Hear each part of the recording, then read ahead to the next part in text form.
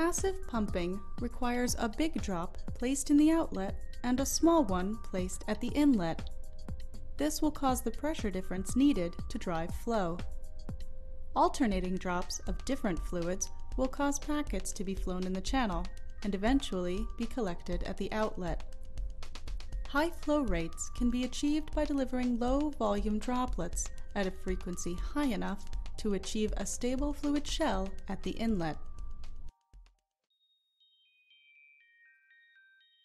Hi, I'm Pedro Resto from the Justin Williams Lab in the Department of Biomedical Engineering at the University of Wisconsin-Madison. And I'm Brian Mogen, also from the Williams Lab.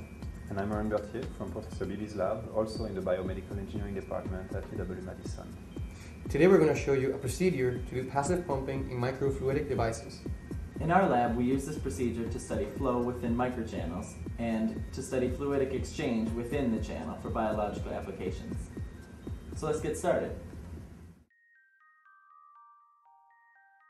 First, using the soft lithography technique, create a microfluidic device using polydimethylsiloxane.